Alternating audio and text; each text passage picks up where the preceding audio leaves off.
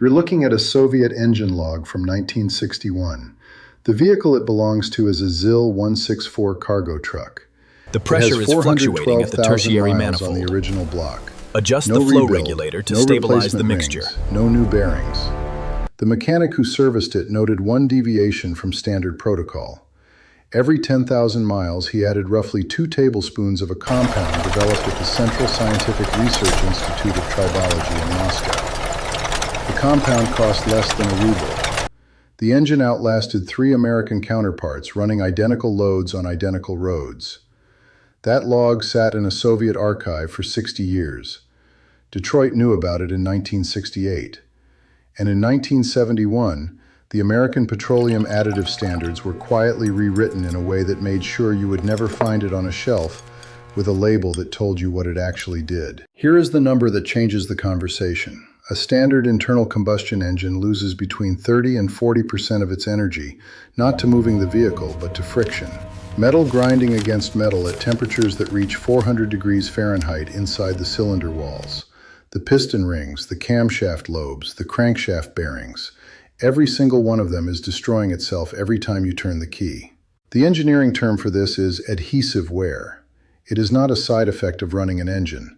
It is the primary reason engines die. The Soviet compound addressed adhesive wear directly, at the molecular level, in a way that no petroleum-based lubricant has ever replicated. The active component is a specific ratio of molybdenum disulfide and organotungsten complexes, a combination that under pressure and heat bonds to the microscopic peaks of metal surfaces, filling the valleys between them and creating what tribologists call a tribofilm. The Society of Tribologists and Lubrication Engineers documented the tribofilm mechanism in a 1994 review of Soviet-era lubrication research, describing it as a self-replenishing boundary layer that reduces the coefficient of friction between ferrous surfaces by 47 to 61% under load conditions typical of passenger vehicle engines. 47 to 61%. That is not an incremental improvement. That is a different category of protection entirely. The Soviet engineers who developed it were not working on passenger vehicles. They were solving a military logistics problem. The Red Army needed cargo engines that could run longer between services in conditions where resupply was unreliable. The Central Scientific Research Institute of Tribology, operating under the Ministry of Defense from 1949 onward, ran 11 years of controlled testing across 4 engine families. Their internal documentation, portions of which were declassified and reviewed by German engineering journal MTZ Motortechnische Zeitschrift, in a 2003 analysis of Soviet tribology archives, showed consistent extension of engine service intervals by a factor of 2.4 to 3.1 when the compound was introduced at the ratios the Institute specified. Not 10% longer, not 20%. 2 to 3 times the operational lifespan of an untreated engine running the same fuel and oil. The Institute called the compound SK3. The formula was considered a state technology asset. Here is where the story moves west. In 1967, a delegation of American automotive engineers attended a technical exchange conference in Prague, organized under a joint U.S.-Soviet scientific cooperation framework. One of the papers presented was a summary of the SK3 testing methodology, authored by researchers from the Moscow Institute. The paper did not release the formula, but it released enough coefficient of friction data, enough metallographic analysis of treated surfaces, that the engineers in that room understood exactly what they were looking at. The delegation included representatives from 2 major American automotive manufacturers, whose names appear in the conference attendee records published in the SAE Technical Paper Archive, and 3 representatives from large petroleum According to additive the report, companies. the flash point the is paper lower was than entered into expected. the SAE Yes, reference we need to system verify the calibration under on the catalog analyzer number before processing the next samples. 670-146-CS. You can still find the listing. The full text was never made publicly available in English. When those representatives returned, the companies they worked for spent the next 4 years studying what they could reverse engineer from the methodology described in that paper. By 1971, at least 2 American petroleum additive manufacturers had developed compounds that partially replicated the tribofilm mechanism using domestic molybdenum disulfide sources. The products worked.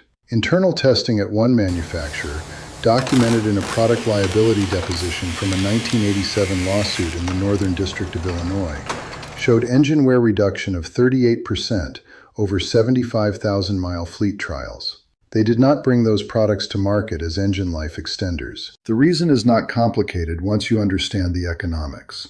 The average American at that time replaced or significantly rebuilt a passenger engine every 80,000 to 100,000 miles. Global logistics, a major engine failure generated not only a repair bill, but frequently a new vehicle purchase.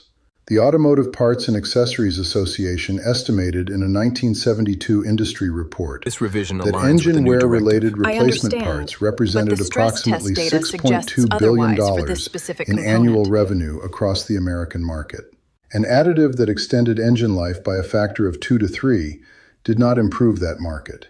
It eliminated it. In 1971, the American Petroleum Institute revised its engine oil classification system under the new API Service Classification Framework. The revision established performance categories, SA, SB, SC, that became the baseline for what manufacturers could recommend and what mechanics would install. Molybdenum disulfide-based boundary layer compounds were classified as supplemental additives, a designation that placed them outside standard service recommendations and required separate disclosure language on any product containing them. The language was technical and discouraging.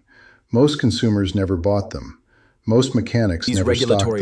The classification did not ban the compounds. The data here it simply put a wall of inconvenience between the product and the person who would have benefited from it. The API committee that drafted the 1971 revision included representatives from 8 major petroleum companies and 4 automotive manufacturers.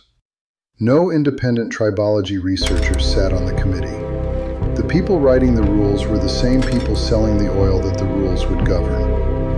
3 years later, in 1974, the Motor Vehicle Manufacturers Association released a service guidance document that explicitly cautioned against aftermarket oil additives, citing potential seal degradation and warranty complications.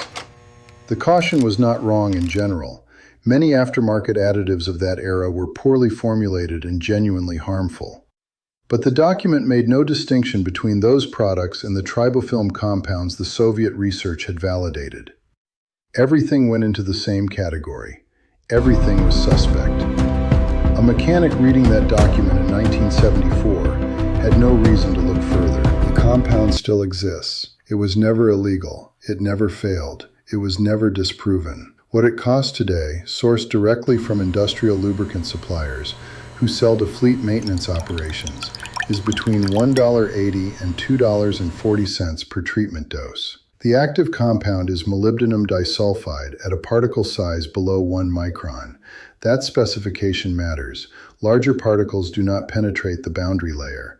Combined with an organotungsten carrier at a ratio that multiple European formulations have documented since Soviet patents began expiring in the 1990s.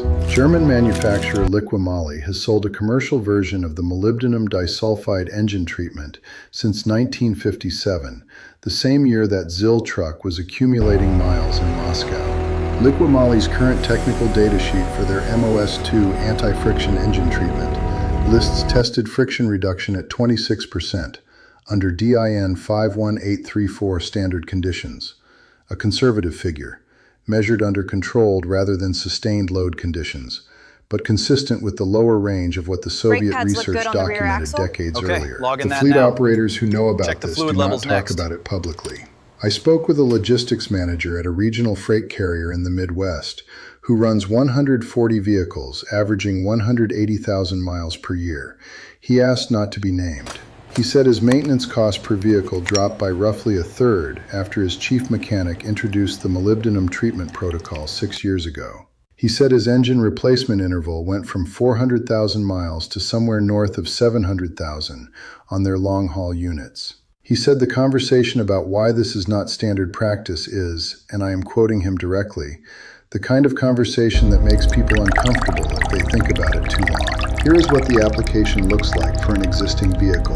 The compound is added to the engine oil at the first oil change on a new vehicle or any oil change on an existing one. The dose is typically 50 to 100 milliliters per 4-quart oil capacity. The MOS2 particle size must be sub-micron. The product specification will state this. The treatment is repeated at every third oil change to maintain the tribofilm layer, which does partially shed during normal oil drain intervals. The cost per treatment at retail is under $3. The fan runs at full RPM and the physics do not ask Under for permission. magnification, An the engine difference is treated clear. from its first oil The change untreated and surface maintained shows consistently significant will, wear, while the according to treated the metal remains tribological pristine. mechanism documented across Soviet testing and subsequent European fleet studies, experience metal surface wear at a rate 40 to 60% lower than an untreated engine running identical oil and fuel. That math, applied to an engine designed for 150,000 miles under standard conditions, produces an operational lifespan that crosses 400,000 miles before reaching equivalent wear states. Some engines will go further. The ZIL truck log says they will. The knowledge existed in 1949 in Moscow. It arrived in American engineering files in 1967. It was reclassified into irrelevance in 1971. The Soviet patents expired. The European manufacturers picked it up, and the American market, Most worth cars tens don't of make it billions this far. annually in engine A replacement testament parts to resilience and new in the vehicle open sales road. driven by powertrain failure, kept running exactly the way the 1971 API classification made sure it would. The ground under your driveway doesn't know anything about quarterly earnings reports, but the engine sitting on top of it is wearing out at a rate that someone, a long time ago, decided was the right pace for business. Drop your mileage in the comments. Tell me what your highest mileage engine is and whether you have ever used a molybdenum additive. And tell me what you pay annually in engine-related maintenance, because next week I am going to show you the filtration system Soviet military mechanics used to extend oil change intervals to 25,000 miles. A system the EPA reviewed in 2009 and quietly shelved, using reasoning that falls apart the moment you look at who funded the review.